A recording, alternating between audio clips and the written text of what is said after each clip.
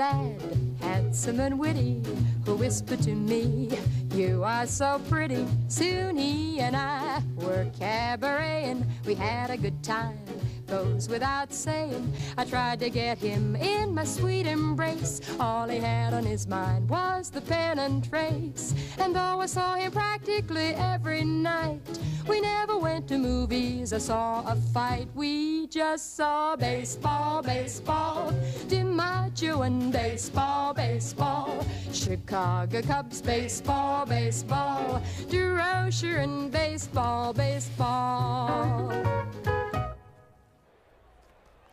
At a time when a baseball player's wage wasn't much more than the average American's, ceremonies like this one honoring Cardinal pitcher Lon Warneke were understandably low-key. In fact, after a 10-year career, to most major leaguers, a shotgun and a couple of hunting dogs was a fine reward. Haywood Hale Brune.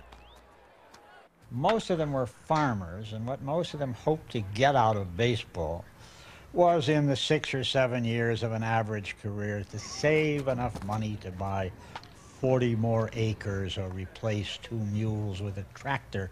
Or if you came from a town, to buy a hardware store. Baseball players are very strong for buying hardware stores because the stock wasn't perishable. Oranges rot, nails don't. In the years after the Depression, major leaguers, like most citizens, put in an honest day's work. Writer Robert Creamer. Just look at those faces. In every face, I don't think there was an ounce of fat in any of those faces. They were all lean and hard. They were guys who had scrambled all their lives. You could just tell that. You didn't really know major league players, but they seemed approachable. They seemed more real. If ball players seemed more approachable in the 40s and 50s, it was precisely because money hadn't yet distanced them from the common man. In fact, theirs was a lifestyle that most people could relate to. Joe Garagiola. We worked in the wintertime, like everybody else did. It was not unusual, when you travel especially, to ride to the Polo Grounds in the subway.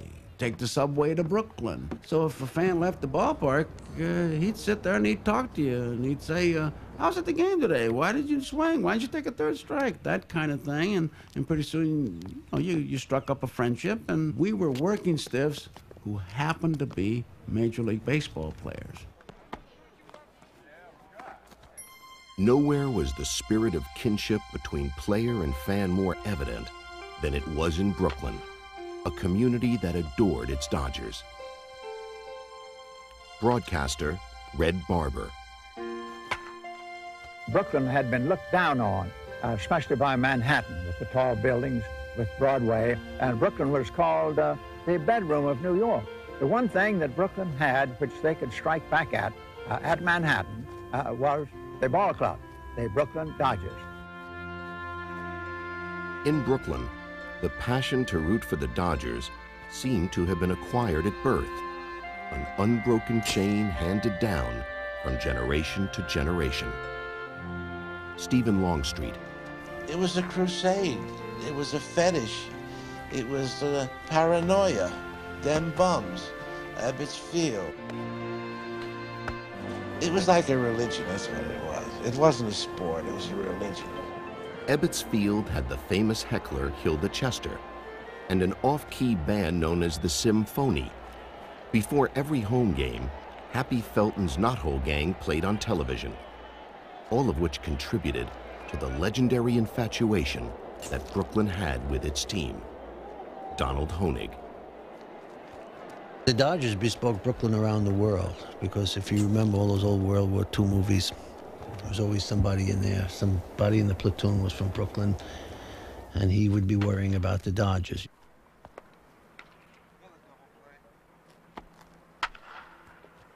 The team was a very important part of the community, and their neighbors, who they would see in the supermarket and in the playground playing with their children, were Brooklyn Dodgers.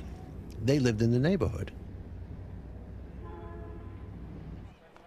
Pitcher Carl Erskine. The Brooklyn team to the Brooklyn fan was family. Abe Meyerson, who owned a little deli, and Abe had a bunch of kids, and I know he wasn't wealthy by any means, probably starving. But every time I'd pitch, Abe Meyerson would be at my door. He'd bring me 2 big grocery bags full of deli groceries. And he'd say, "Here, Cry, I can't take that, Abe. Why would you give me that? Oh, you guys shouldn't pay rent. You shouldn't have to pay anything to be in Brooklyn." In the late 40s, the Dodgers were not only one of baseball's most beloved teams, they were rapidly becoming one of the best. And part of the reason was the arrival of Jackie Robinson in 1947. Red Barber. The Brooklyn fan is eternally hopeful. He wants this ball player to do well so the Dodgers can do well. And if Robinson could do well, that was just fine. And once Robinson demonstrated his ability, once he started dancing down off first base, and my goodness, Ebbets Field went wild, and every eye was on him. The players accepted Robinson grudgingly, but as he demonstrated his ability on the playing field, they suddenly realized he might lead them to a pennant. While the Dodgers continued their progressive ways by adding players like Roy Campanella and Don Newcombe, Brooklyn's boys of summer found themselves in 6 World Series during Jackie's 11 years. Each time the Dodgers faced the Yankees, and in the process created one of baseball's most treasured rivalries. 2 teams joined forever in their excellence. The two together make me think of October, of shortstops dueling in Ebbets Field in the late afternoon shadows of Yankee Stadium, while we argued who was better, Rizzuto or Reese. Like choosing between 2 words with almost the same meaning, astounding or amazing, incandescent or luminous, Rizzuto or Reese.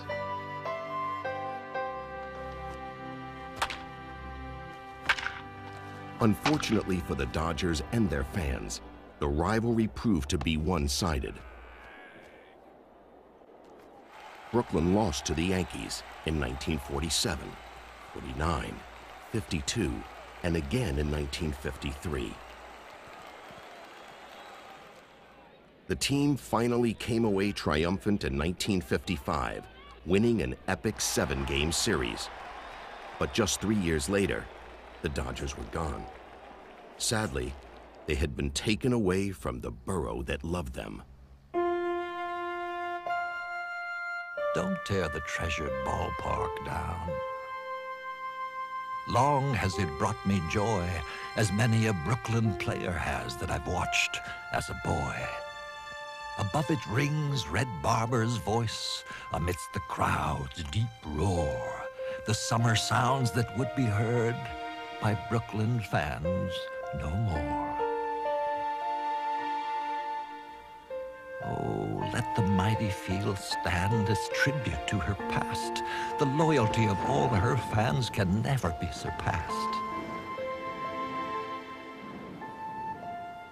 Forget the California gold, let loyalty prevail, for loyalty of Brooklyn fans can never be for sale.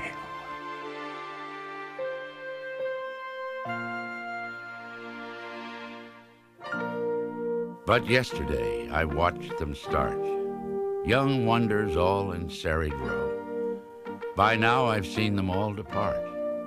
The years flow faster than we know. Today, fresh from the corner lot, we praise some youngster on the team. Tomorrow's page will know him not. The years flow faster than we dream. Every city had its baseball heroes. In New York, if you chose to be a Yankee fan during the 1950s, your hero was Mickey Mantle. Billy Crystal. I felt that when I went to a game in Yankee Stadium, that Mickey Mantle knew that I was in the ballpark. I strongly felt that he was saying to himself, I better have a good day today. Bill's here. Damn, I don't feel good either. I gotta get a hit or steal a base or throw somebody out. He paid his $350. Mickey Mantle was everybody's hero. He was who you wanted to be. I mean, I walk like him, I talk like him, I I did my bar mitzvah with a drawl, you know. He was a stunning athlete to watch. So too were many other stunning athletes who, through the years, were heroes around the country as well.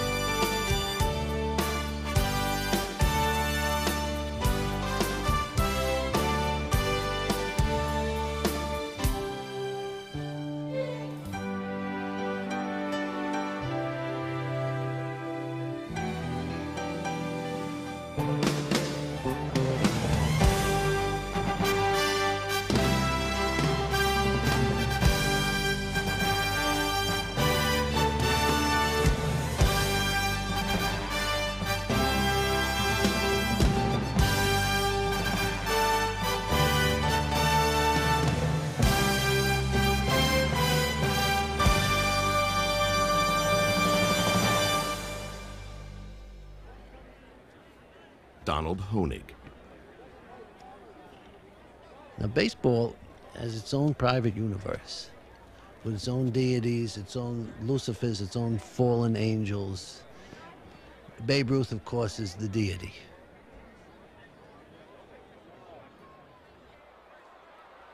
Haywood Hale Brune. When Miller Huggins was managing the Yankees, Miller got sore because Babe was not showing up for batting practice. And he said to the then traveling secretary, Mark Roth, if that big bum doesn't show up for batting practice, I'm really going to tear him apart. Well, 5 minutes before game time, he came in shedding camel's hair, throwing his cap as go. Went out and hit a home run, 2 doubles and a single or something. And Roth, who was something of a troublemaker, said after the game, hey, Miller, you're going to say something to Babe about not making batting practice? Go on. Miller said, yes, I was. Hey, Babe. Yes. Hi, Babe. He was the hero in excelsis. I mean, he was in his appetites overpowering, in his play overpowering, in his joy in life overpowering. A writer once said that to capture Ruth with cold statistics would be like trying to keep up with him on a night out. His unparalleled ability and unmatched personality on and off the field made him a tremendous attraction everywhere he went. New York Yankee, Frank Crosetti. Every time I go to the bat, I try to hit a home run because I know the people come out to see me hit a home run, which they did. They did. And when he'd strike out, and I mean, he struck out, he really will. And they would even get a charge when he struck out. They would even, hey! They would yell even on that. I think there's only one number that should ever be retired from the Little League clear on up to the Major League, and that's Babe's number 3. I think that the game owes that to the Babe. 3 years after Ruth retired, he became a first base coach for the Brooklyn Dodgers in 1938, more for his value as a public attraction than a baseball man. Nearly a decade later, he was stricken with throat cancer. Haywood Hale Brune. He shrank away and was a shadow, but in Greek myths, heroes always die in battle, which is as perhaps it should be. They have died in the fullness of their strength. They have never shrunken. They have never grown old. The old athlete is almost always an object of pity. Brief is the season of man's delight, but at that moment, just as Gehrig said, this is the happiest day of my life when he was dying, what is now coursing through you is not the thin blood of the last days of your life, but the flood of memories of the things you did when you were there. Babe Ruth made his last appearance in a Yankee uniform in June of 1948, moving tribute to a man and an era now long gone. The only real game, I think, in the world, baseball. There's been so many lovely things said about me, and I'm glad that I've had the opportunity to thank everybody. Thank you. Broadcaster Mel Allen. 2 months later, Babe passed away. The people were lined up all around Yankee Stadium, many with babies in their arms, waiting to pass by and pay their last respects to Babe Ruth. I went over to one gentleman and I said, "You'll forgive me, sir, but," I said, "why would you bring your baby with you?" He said, "Well, when he grows up, I can tell him that he saw the greatest baseball player of all time."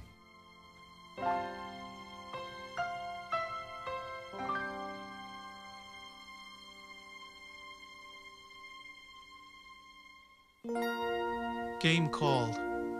Across the field of play, the dusk has come, the hour is late.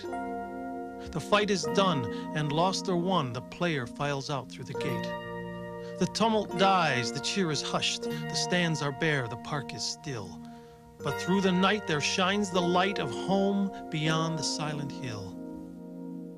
Game called, where in the golden light the bugle rolled the reveille. The shadows creep where night falls deep, and taps has called the end of play. The game is done, the score is in. The final cheer and jeer have passed, but in the night beyond the fight, the player finds his rest at last. Game called. Upon the field of life, the darkness gathers far and wide. The dream is done, the score is spun, that stands forever in the guide. Nor victory, nor yet defeat, is chalked against the player's name. But down the roll, the final scroll shows only how he played the game.